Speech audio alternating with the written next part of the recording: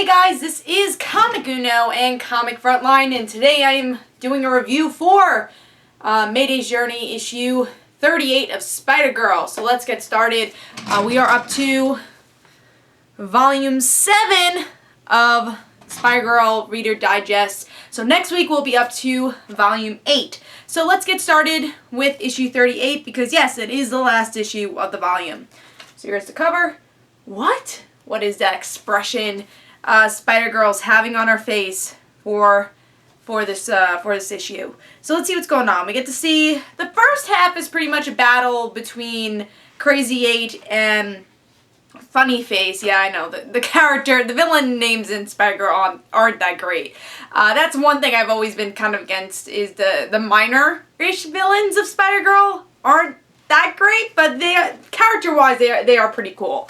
But yeah, Green Goblin comes to help Spider-Girl, and this whole time Spider-Girl thinks it's Normie. But she learns it actually is Phil. That's where Phil's been, becoming Green Goblin.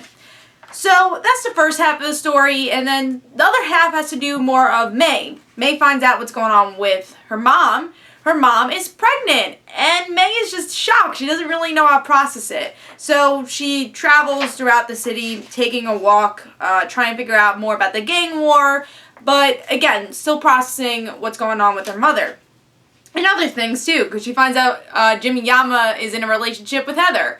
So a lot of things that has building up since, I guess especially for social life of May, really coming to a head. What's been going on with Jimmy, what's been going on with Mary Jane, what's been going on with Normie. A lot of it comes to a head here, and May's happy she's going to be a sister, or a big sister. So I really like this issue, especially because of the facial expressions we get to see with May. This whole page here is just the expressions and the reactions of everything going on in her life. You know, seeing Jimmy dating Heather, becoming, you know, a sister. I love the way they used her reactions throughout this whole issue, and I thought it really was great. And I love how, you know, May was really shocked by her mother's her mother's announcement, not being like, oh my god, I'm happy. She really had to process it and be like, what? You're pregnant? Like, I don't know what, I don't know if we could do this. Like, I'm, 16 years old. You guys are older now. Are you able to have another baby, take care of another baby? So I like that she questions the whole situation throughout this issue. And again, a lot of things that we've been questioning for issues now are really coming to a head.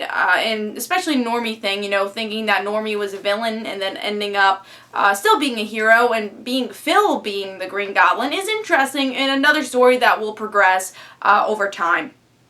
I think the only problem I had with this issue probably was the way it was separated. The first issue felt, alright, the first part just felt like, alright, normal battle. And then we go to the second part of shocks, again, reactions. And it felt a little weird. It felt like two different issues. If you talk about the two different stories, it feels like that. And usually Spider-Girl's really well integrating the Spider-Girl story and the personal story. In this, it felt a little less organic for this issue, but still a great issue. Again, love the reaction of May. Can't wait for Volume 8. Of course, I'll be reviewing Volume 8, issue 39 next week, next Sunday. Hope you guys enjoyed. Please tell me in comments below what you thought about this issue, and this is Comic Uno. Guys, don't forget to follow me on Twitter for Comic Uno and their own situations, and don't forget to like my Facebook page. This is Comic Uno and Comic Frontline, and I'll see you guys later.